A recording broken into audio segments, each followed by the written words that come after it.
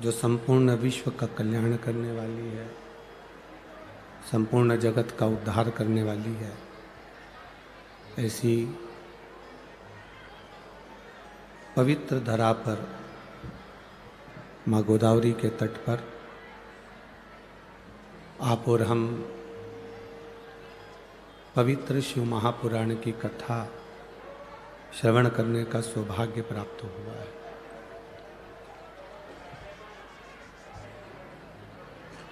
कथा के यजमानों में जिन्होंने अपनी प्राथमिकता रखी, श्री अजय जी बोरस्ते, श्री बंटी जी तिदमे, श्री राजू अन्ना लवटे, श्री रंजन ठाकरे, श्री लक्ष्मण साहू जी, श्री प्रशांत जाधव जी, श्री अंकुश पवार जी, श्री दिनेश, श्री नरेश गीते, श्री उदय सांगले, ये सभी यजमान परिवार का पद ग्रहण करे हैं, जिन्होंने दादा बाबू भूसे जी के साथ में मिलकर इस पवित्र शिव महापुराण की कथा का आयोजित किया। एक बार सभी यजमान परिवार के लिए जोरदार ताली बजाकर स्वागत, वंदन, अभिनंदन।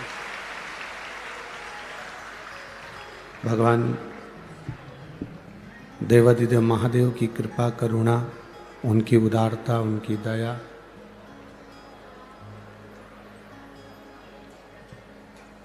दामोदर मास में, कार्तिक के महीने में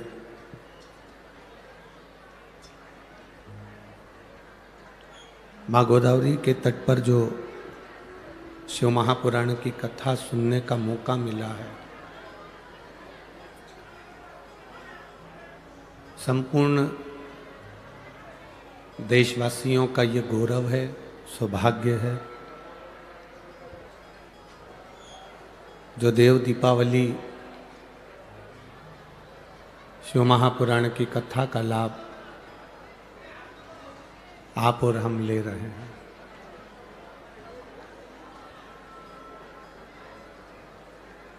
कठिन में भी कठिन है मनुष्य का शरीर, और उस मानव के शरीर में भी कठिन है भगवत भजन।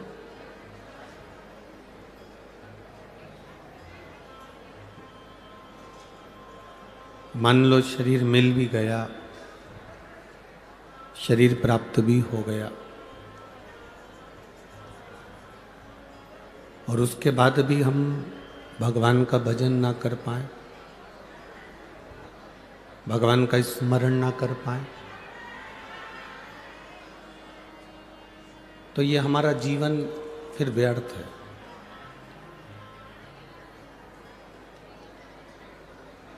यदि शरीर मानव का मिला है और मिलने के बाद भी अगर हम भगवान की भक्ति में नहीं डूब पाए तो हमारा जीवन व्यर्थ है।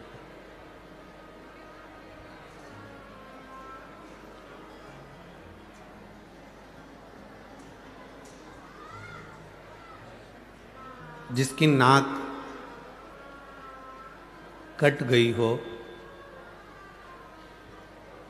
और वो सुनार की दुकान पर जाकर नाक है ही नहीं, पूरी की पूरी नाक ही कट गई, और वो सुनार की दुकान पर जाकर बैठ जाए और कहे, पति कहे कि तुझे जो लेना है ले ले, पूरा सुनार की दुकान तेरी है, तुझे जो पहनना हो वह पहन ले।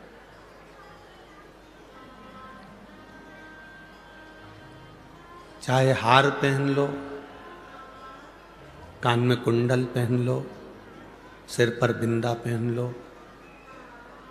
जब शरीर पर नाक ही नहीं है तो श्रृंगार अच्छा लगेगा क्या?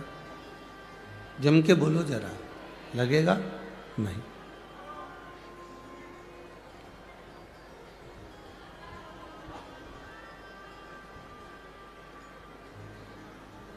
लोग कहते हैं इस पंचवटी में रावण की जो बहन थी शूर्पणखा, उसकी नाक काटी गई थी।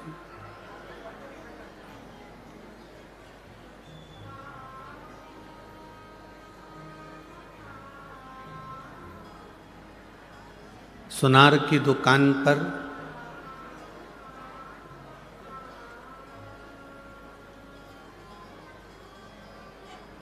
अगर नाक कटा हुआ व्यक्ति जाए तो जेवर की शोभा नहीं होती,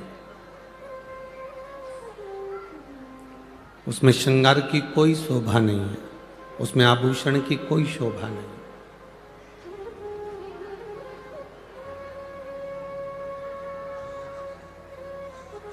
सुनार की दुकान पर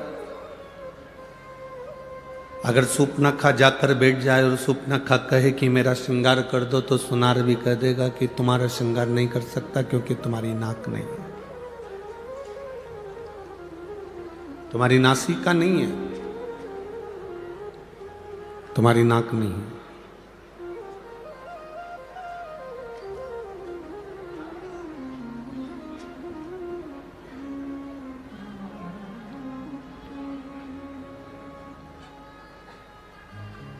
नासिक पंचवटी में भगवान राम ने शूर्पणखा को नहीं रहने दिया था। वो रहती थी, आई पंचवटी में घूमी, देखा, घूमा, सुंदरता भी देखी और यहीं आसपास में रहा करती थी, पर भगवान ने उसकी नाक काटकर भगा दिया।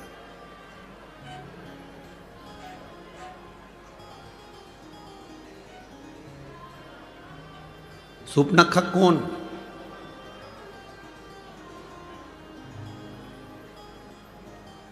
जिसके अंदर भगवान के प्रति प्रेम नहीं हो, जो भगवान को पहचान नहीं सकती हो, जो भगवान का भजन नहीं कर सकती हो, जो स्मरण नहीं कर सकती हो, जो कभी मंत्र का जाप ना करे, जो कभी स्मरण ना करे, जो कभी भगवान की अविरल भक्ति में ना डूबी हो, वो शूर्पणखा को भगवान ने नाक काटा और भगा दिया।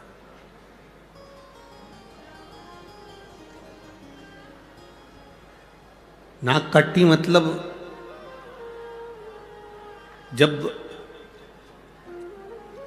जो भगवान का भजन करने नहीं जाता, जो स्मरण करने नहीं जाता, जो मंत्र जाप करने नहीं जाता, जो कभी भगवान के सत्संग में नहीं जाता, और उस व्यक्ति को बार बार कोई कहता है कि अपने गांव में कथा हो रही है, नासिक में कथा हो रही है, चलो शिव महापुराण की कथा सुनने चलो, और वो नहीं जाए तो लोग कह देते दिन भर घर में बुक रहती है, व्यस्त रहती है, थोड़ा सा जाया करो, सत्संग किया करो।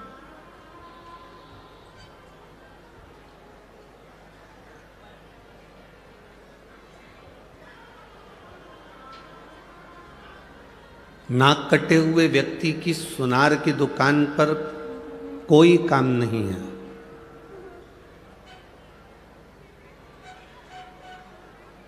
नाक कटी हुई व्यक्ति की सुनार के दुकान पर कोई काम नहीं होता। उसी तरह नासिक में नास्तिक का कोई काम नहीं होता।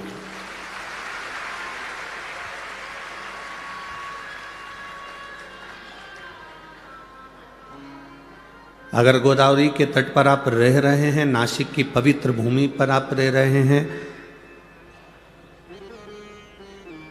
इस कपालेश्वर महादेव त्र्यंबकेश्वर बाबा की इस पवित्र भूमि पर, इस रज पर आप निवास कर रहे हैं, तो आपका भाव परमात्मा के प्रति होना चाहिए और वो भी शुद्ध होना चाहिए।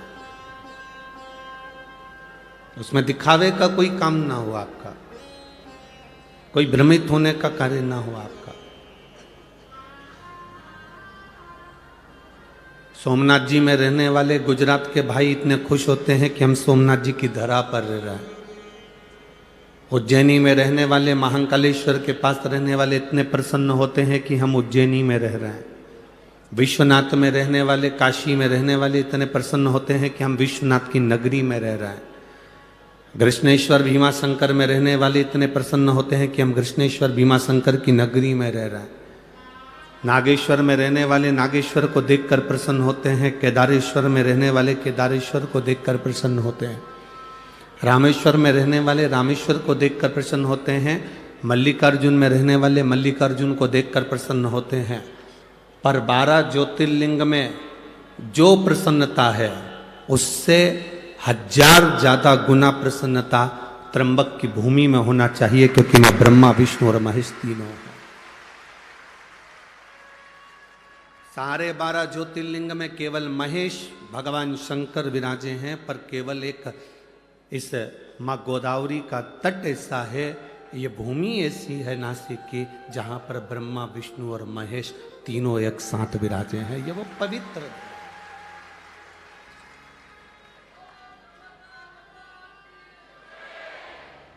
ये वो पवित्र भूमि है जिसमें त्र्यंबकेश्वर बाबा विराजमान। जिस भूमि का मात्र स्पर्श, दर्शन हमारे जीवन को सार्थकता देता है। 12 ज्योतिर्लिंग का दर्शन करिए। सोमनाथ जाइए, मल्लिकार्जुन जाइए, केदारेश्वर जाइए, रामेश्वरम जाइए, उज्जैनी जाइए, विश्वनाथ जाइए, कृष्णेश्वर भीमाशंकर जाइए। 12 ज्योतिर्लिंग का दर्शन करोगे, प्राण छूटने के बाद में शिव धाम मिलता है, कैलाश मिलता है। माइक कौन बंद करो।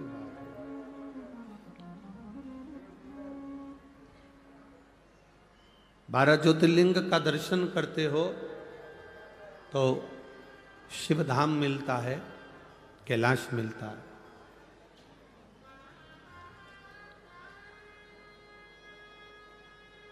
पर 12 ज्योतिर्लिंग का दर्शन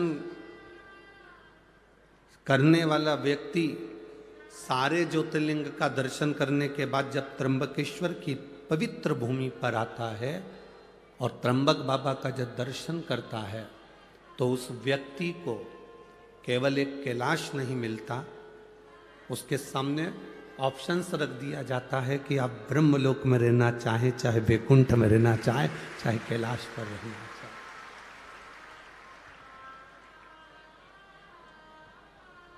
ये आपकी मर्जी है, ये आपके ऊपर निर्भर करता है कि आपको कहाँ रहना।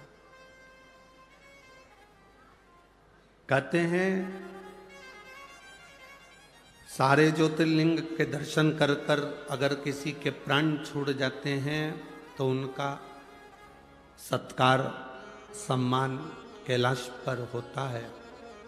पर मान लो जो व्यक्ति 12 ज्योतिर्लिंग का दर्शन नहीं कर पाया और एक त्र्यंबकेश्वर की पवित्र भूमि पर आ गया और त्र्यंबक बाबा का दर्शन भूल से भी अगर उससे हो गया, तो जब उसके प्राण छूटते हैं तो ब्रह्मा और विष्णु उसके लिए फूल की, पुष्प की रंगोली डालते हैं कैलाश धाम तक जाने के।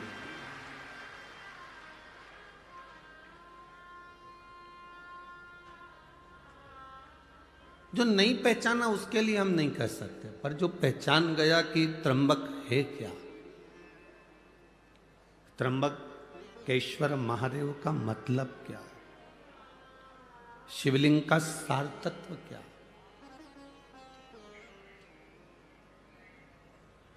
शंकर भगवान की अविरल भक्ति का फल क्या है।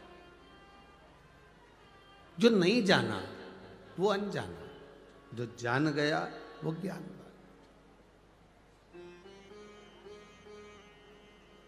एक गंगा को भागीरथ बाबा लेकर आए थे और एक गंगा को गौतम ऋषि लेकर आए थे। एक गंगा भगवान शंकर की जटा से निकली, कलकल कर कर उत्तर में बह गई, और एक गंगा गौतम बाबा के कहने पर शंकर भगवान की जटा से निकली और दक्षिण का कल्याण कर कर बह गई।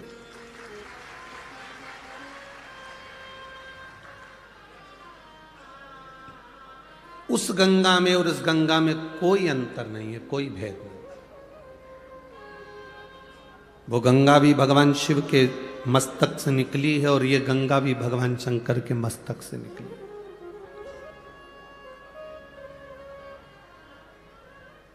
पर कई लोगों की बुद्धि में ये भरा हुआ होता है, दूर के ढोल सुहावने लगते हैं। दूर के ढोल सुहावने लगते हैं। और शिव महापुराण की कथा तो एक बात हमेशा कहती आई है,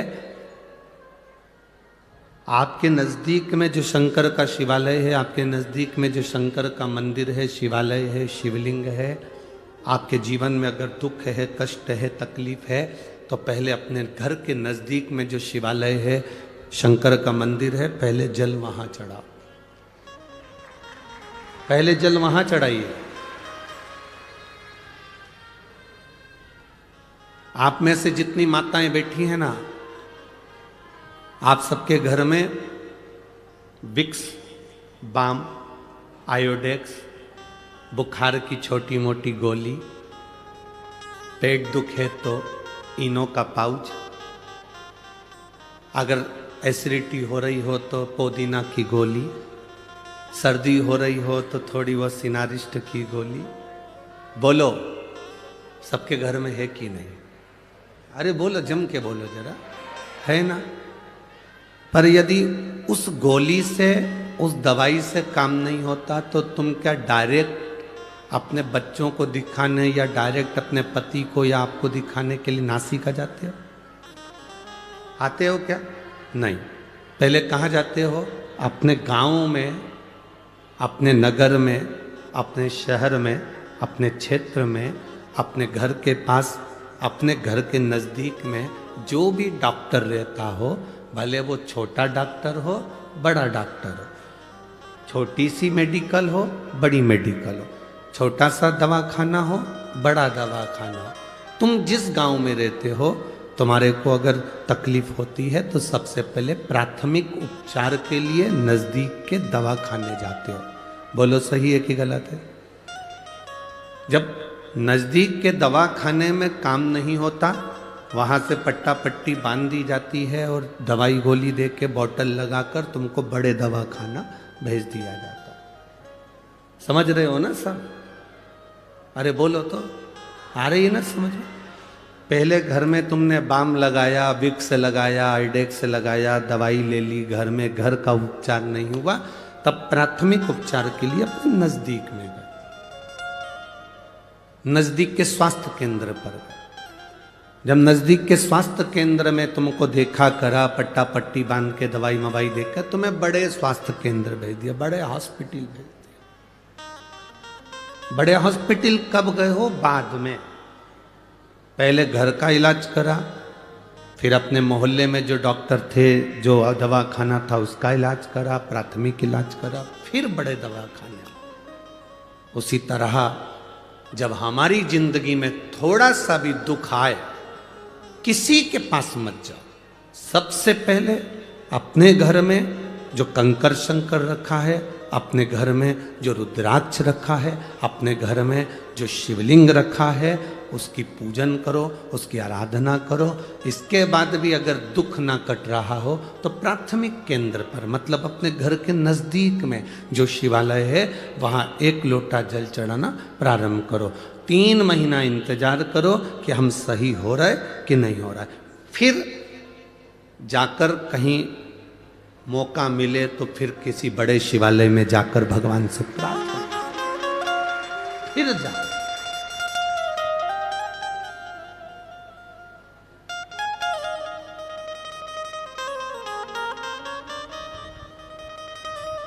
ब्रह्म में नहीं पढ़ना। कोई तुमसे कह दे वहां चले जाओ, वहां से भभूति मिल रही है, वह भभूति तुम्हें ठीक कर देगी। कोई तुमसे कह दे वहां चले जाओ, वहां से नारियल मिल रहा है, नारियल तुम्हें ठीक कर देगा। कोई तुमसे कहे कि वहाँ चले जाओ, वहाँ से एक बेल मिलेगी, गले में बांध लेना, तुम ठीक हो जाओगे। कोई तुमसे कहे तुम वहाँ चले जाओ, वहाँ जाकर तुम ठीक हो जाओगे। ना ना,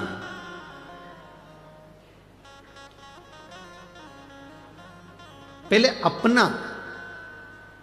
अपने घर में जो शिवलिंग है, अपने पड़ोस में, अपने आसपास में जो शंकर का स्वरूप है, उसको भजो।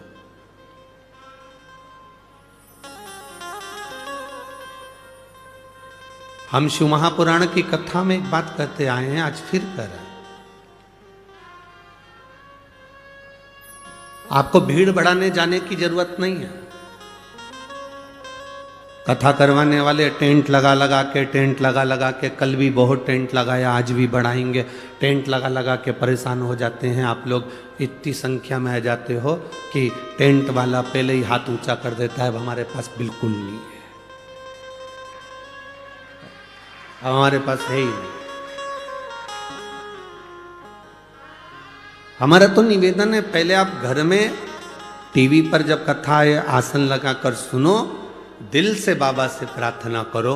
जिस दिन बाबा आपकी झोली में खुशियां भर दे, उस दिन शिव महापुराण की कथा में जाकर बैठ जाओ। कथा का स्तर एक पत्र आया है,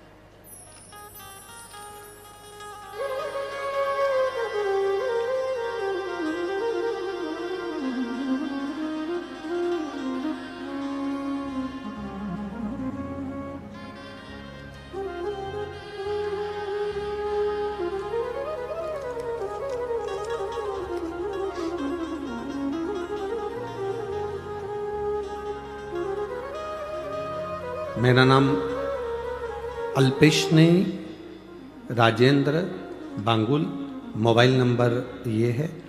मैं वणी गांव से आई हूँ, जिला नासिक, तहसील विंडोरी। विंडोरी सही है? ठीक है। कहीं बैठी हैं? हाथ हिला सकती हैं। अल्पेशनी राजेंद्र बांगुल, मोबाइल नंबर ये है। वणी गांव से आई हूँ। कहीं बैठी हैं? हाथ हिला दो दीदी। ठीक है, दिख गए। एक बार वापस हाथ हिला दो। श्री शिवाय नमस्तुभ्यं। अब ठीक हैं आप? फिर से एक बार हाथ हिलाओ। ठीक हैं जी। मैं बाबा का क्या वर्णन करूं गुरुदेव। मैं पहले मंदिर नहीं जाती थी, मैं भगवान को बिल्कुल नहीं मानती थी। 2023 में मेरे बेटे को अचानक कान में पीछे दोनों साइड में गठान हो गई। उस गठान का जब इलाज करवाने के लिए हॉस्पिटल गए तो जांचों में मालूम पड़ा कि इसको बड़ी बीमारी के चांस बनने लगे। इसका ऑपरेशन जरूरी है। ऑपरेशन होने के बाद ये गांठ वापिस जांच के लिए जाएगी। तब हम घबरा गए। हम भगवान के मंदिर नहीं जाते थे, हम भगवान को नहीं मानते थे। जैसे आज के लोग भटक गए थे वैसे हम भी भटक गए थे। पर हमारी पड़ोसन ने हमसे कहा, पड़ोसन जी ने जो कहा कि शिव मंदिर में जाकर जल चढ़ाकर बच्चे को नंदी के पास बिठाकर कुंदकेश्वर महादेव के नाम से वो जल पिलाओ और उसकी गांठों पर लगाना प्रारंभ करो। चिंता मत करो, रो मती, कोई बड़ी बीमारी नहीं होगी और ऑपरेशन की भी जरूरत नहीं होगी। हम जांच करा कर आ गए। ऑपरेशन की तारीख निकल गई। पशुपति नाथ का व्रत मैंने जिंदगी में पहली बार करा और भगवान के मंदिर में पहली बार पांव रखा। इतनी बड़ी जिंदगी में पहली बार जब मंदिर गई, बाबा को केवल इतना कहा, बाबा की कानों में 3 गठाने हैं, पर आप संभालेंगे तो सब हो सकता है। मेरी पड़ोसन सीवर वाले महाराज की कथा सुनती है और वो सीवर वाला महाराज कहता है सारी समस्या का हल एक लोटा जल है। आप संभालिएगा बाबा। मेरे बेटे को नंदी के पास बिठाती, शिवजी पर जल चढ़वा कर बिठाकर उसको पानी पिलाती, कुंदकेश्वर महादेव का नाम लेती, गांठों पर लगाती। दूसरी बार जांच कराने के लिए हम जब वापिस पहुंचे तो बाबा की कृपा से तीनों गांठें गल चुकी थी और डॉक्टर ने कहा कोई बड़ी बीमारी नहीं, शिव तत्व है। दोनों हाथ हिला तो बहन एक बार। हर हर महादेव। बैठी है, बाबा की कृपा, बैठी। शिव तत्व इसी को कहा। अगर हमारा भरोसा प्रबल नहीं हुआ, हमारा विश्वास प्रबल नहीं हुआ, ये पत्र में उन्होंने एक लाइन बड़ी अच्छी लिखी है, हम तो बाबा के भरोसे चलते हैं, डमरू वाले के भरोसे चलते हैं। नीचे लाइन लिखी है, आप कहते हो ना कि टीवी के सामने बैठकर मांगा जाता है, मैंने जो मांगा मेरे बाबा ने वो मुझे दिया है। जो मांगा, आज पहली बार मैं कथा पंडाल में आई हूं और बाबा को धन्यवाद देने के लिए आई। शिव तत्व है।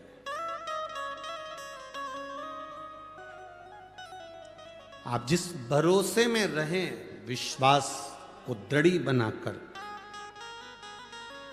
आप भगवान शंकर के मंदिर जाएं, अपने नजदीक में जाएं, कहीं भटकना नहीं। कोई कहे कि वहां ये चमत्कार हो रहा है, वहां चल चलो, वहां पर ये हो रहा है, वहां चल चलो, वहां ये हो रहा है, वहां चल चलो।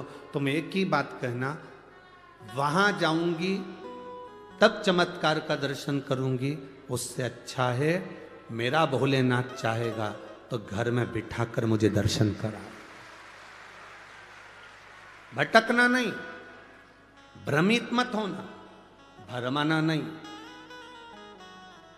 कई लोग कह देते हैं कि हम त्र्यंबकेश्वर को नहीं जानते, कोई कहता है हम शिवलिंग को नहीं जानते, कोई कहता है कि त्र्यंबक है क्या, कोई कहता है किस स्वरूप में पूजा जाता है, कोई कहे, उसको कहो।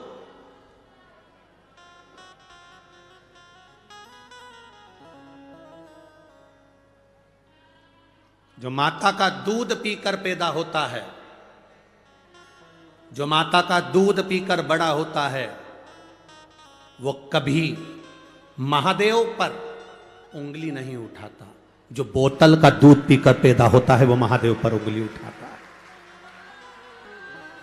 सनातन धर्म पर, इस राष्ट्र पर उंगली उठाने वाला वही व्यक्ति होता है जो थैली का और डब्बे का और बोतल का दूध पीकर बड़ा होता है।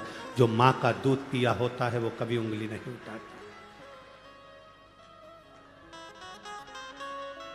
भारत की एक एक माता संस्कार की जननी है। जो अनसुईया मैया ब्रह्मा विष्णु महेश को बच्चा बना देती है, जो मां जानकी लंका की उस रावण की उस अशोक वाटिका में बैठकर भी एक घास के तिनके को हाथ में तोड़कर अपनी रक्षा कर लेती है।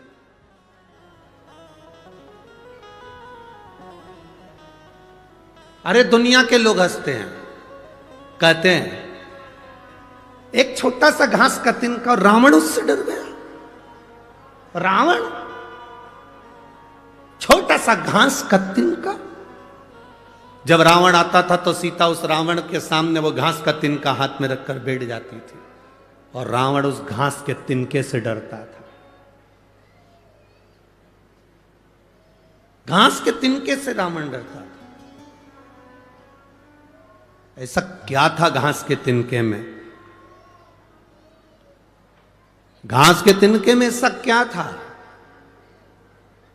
सीता मैया पृथ्वी से जन्म ली है, मां जानकी भूमि से पैदा हुई है, और घास भी, जम के बोलो, जम के बोलो जरा, भूमि से पैदा हुआ।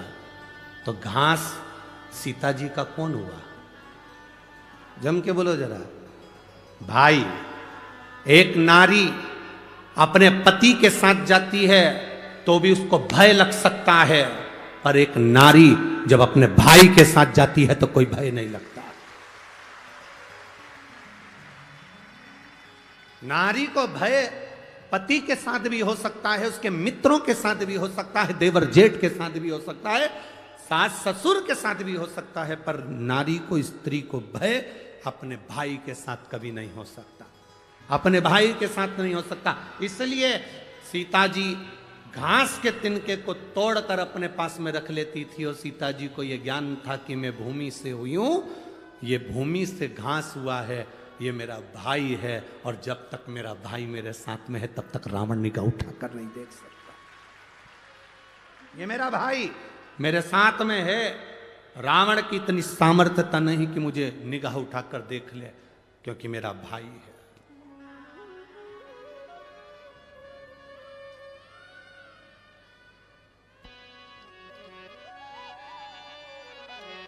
महाराष्ट्र की इस पवित्र भूमि पर,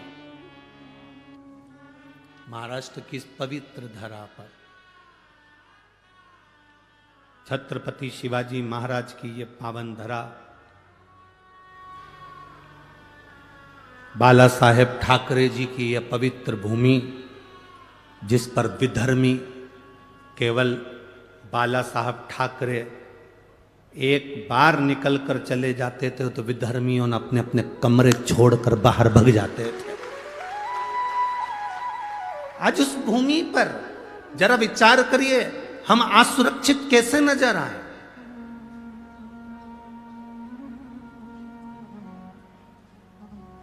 राम जी अयोध्या से चले, अवध से चलते चलते चलते चलते राम जी ने कभी पूरी जगह तक जाकर देख लो, कहीं पर किसी की ना तो नाक काटी, ना हाथ काटा, ना मुंडा काटा। यहां आकर मेरे राम जी ने शोभनाखा की नाक काटकर कहा कि तेरा मन भगवत भजन में नहीं लग रहा और तू कहीं ना कहीं विधर्म की ओर आगे बढ़ रही है, और तेरा अंत होगा तब पूरा अधर्मियों का अंत हो जाएगा। तो ये वीर शिवाजी, छत्रपति शिवाजी इस नासिक शहर को, इस गोदावरी के तट को सबसे प्रथम मानते थे कि राम जी ने इस भूमि से रावण को ललकारा था, और वीर शिवाजी छत्रपति ने भी इस भूमि से उन विधर्मियों को ललकारा। पवित्र धरा, ये पवित्र भूमि है, जिस भूमि का आनंद हमारे जीवन का एक सुख देता है।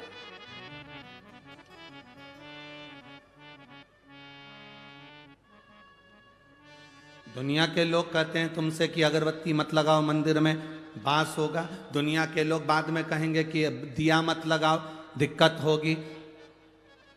कितनी विचित्रता है, कितनी विडंबना है, हम कितना भटक रहे हैं। भगवान की भक्ति से हम दूर होते चले जा रहे हैं। आज का व्यक्ति मेहनत करना नहीं चाहता, और शिव महापुराण की कथा कहती है कर्म प्रधान है। शिव पुराण की कथा कहती है कर्म पूरा करो। इस व्यासपीठ पर बैठकर आज तक हमने ये बात नहीं कही होगी आपसे कि आप हमारे पास में आके बैठना, हम तुमको कहीं से गड़ा हुआ धन निकाल कर दे देंगे, या आप हमारे पास आना हम तुमको रोग मुक्त कर देंगे, हमारे पास आना तुम्हारा दुख मिट जाएगा। ये कभी आज तक नहीं कहा इस व्यासपीठ से, क्योंकि हमको अगर दुख आता है तो हम भी महादेव की शरण जाते हैं। आपको भी दुख आए तो महादेव की शरण जाए। राम जी की जिंदगी में दुख आया, वो महादेव की शरण में गए। भगवान कृष्ण की जिंदगी में दुख आया तो महादेव की शरण में गए। 16,108 रानियां भगवान कृष्ण की थी और एक भी संतान नहीं थी। तब गर्गाचार्य बाबा से कहकर शिवलिंग का पूजन करा, एक एक रानी के साथ 11-11 दिन तक 1 लाख से ज्यादा भगवान कृष्ण के घर में संतान की प्राप्ति हुई शिव की कृपा से। ऐसा कोई बता दो देव हो, ऐसा कोई असुर का नाम ले लो जो शंकर की आराधना ना करा। रावण शिव की आराधना करते थे, कंस शिव की आराधना करते थे, महिषासुर शिव की आराधना करता था, तारकासुर शिव की आराधना करता था, जटासुर शिव की आराधना करता था। ऐसा कोई असुर बताओ जो शंकर की आराधना ना कराओ। ऐसा कोई देवता बताओ जिसने शिव की आराधना ना करी हो।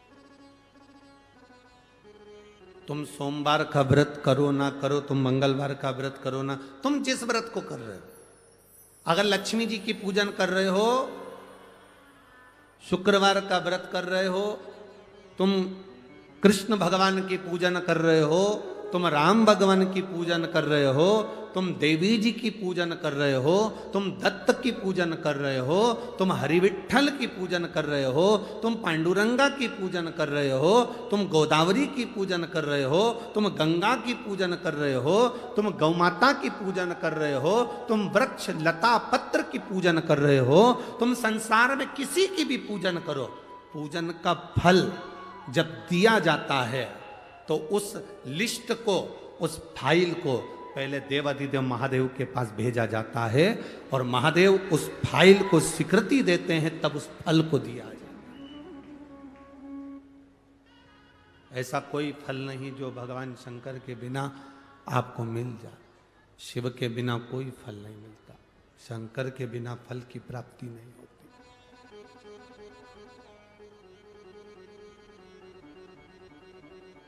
एक लड़के ने अपनी मां से कहा, मां तू कह रही थी कि पंडाल में बैठकर कथा सुन लो तो उससे फल प्राप्ति होती है, तो मां ने अपने बेटे से कहा मेहनत भी करना पड़ेगी। सियोर वाला महाराज कहता है अपना कर्म पूरा करना पड़ेगा। एक बेटा लिखा,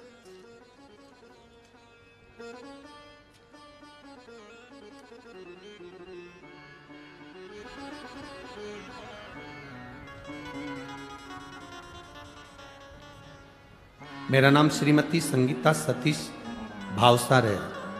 मैं जेल रोड नासिक की रहने वाली हूँ। कहीं बैठी हैं तो हाथ हिला सकती हैं। कहीं बैठी हो?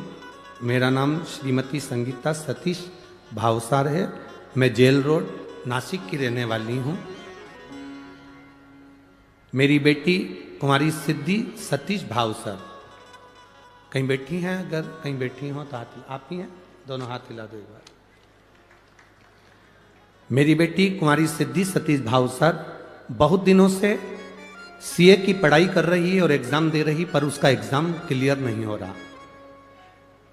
कभी 5 मार्क से, कभी 6 नंबर से वो रह जाती थी। मैंने अपनी बेटी से कहा शंकर जी के मंदिर जाया करो, 1 लोटा जल चढ़ाया करो। बेटी से मैंने कहा अब की बार तेरा एग्जाम आ रहा है और नवंबर ये मालेगांव में तो तेरा एग्जाम आ रहा है और मालेगांव की 7 दिन की कथा हो रही है। पंडाल में बैठकर तू मेहनत कर और मेहनत कर कर एक बार शिव पुराण की कथा सुन, भगवान देता जरूर है। पशुपतिनाथ का व्रत किया। गुरुदेव, जो बेटी इतने सालों से सीए क्लियर नहीं कर पाई, चार्टर्ड अकाउंटेंट नहीं बन पाई, मालेगांव की कथा सुनी और केवल 10 दिन निकले थे और बाबा की कृपा से उसका जो रिजल्ट आया उसमें वो उत्तीर्ण हो गई। मैं बाबा को यहाँ नमन करूंगा। बधाई आपको। एक बार हाथ हिला दीजिए। हर हर महादेव। साधुवाद, बधाई बहुत। बैठिए। शिव तत्व इसी को कहते हैं।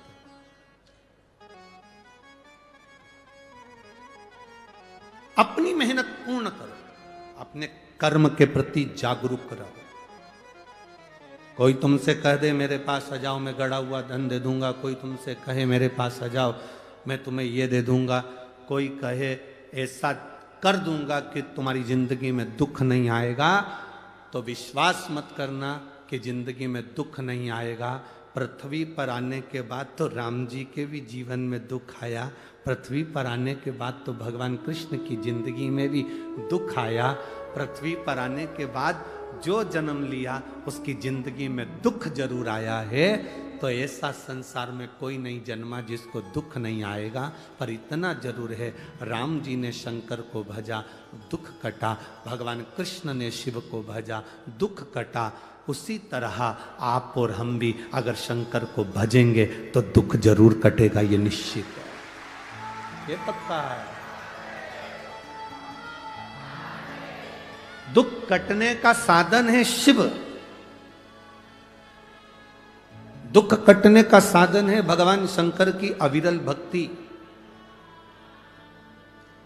ओ भोला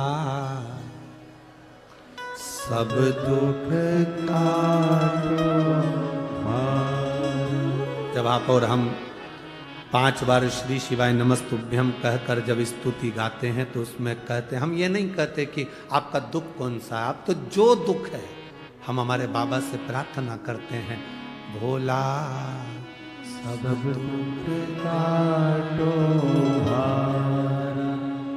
इस स्तुति को करने के लिए जितने लोग आस्था चैनल पर कथा सुनते हैं, जितने लोग टीवी पर कथा सुनते हैं, जितने लोग मोबाइल पर कथा सुनते हैं, जितने पंडाल में कथा सुनते हैं, बाबा से यही मंत्र का जाप करने के लिए और स्तुति करने के लिए आते हैं कि बाबा मेरे जीवन का जो दुख है वो कटे, वो कटे।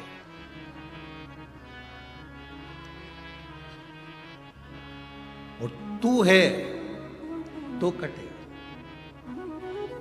कोई असुर, कोई गंधर्व, कोई देवता,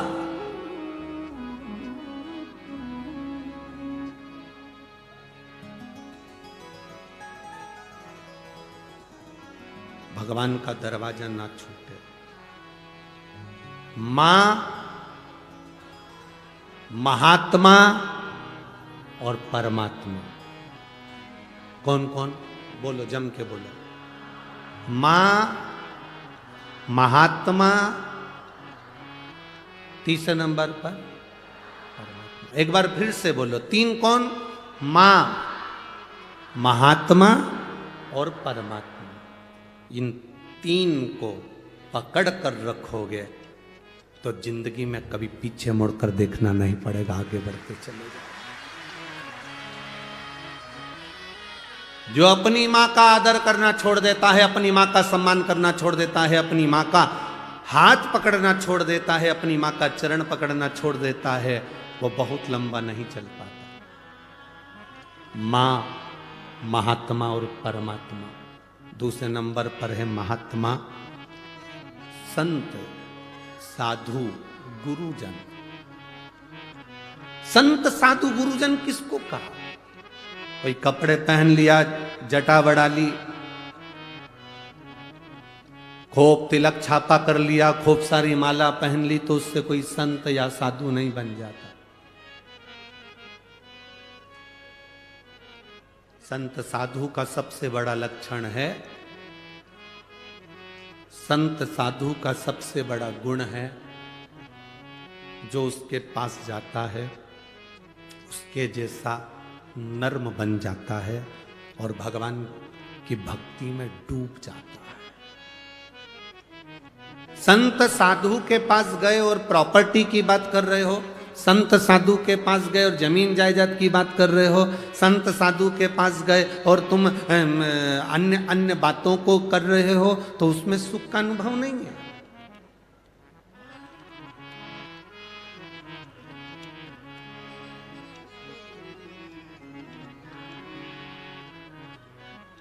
दुनिया में जितने मरते हैं वो सब वैकुंठ जाते हैं कि नरक जाते हैं? अरे बोलो, जम के बोलो, अरे बोलो तो जम के।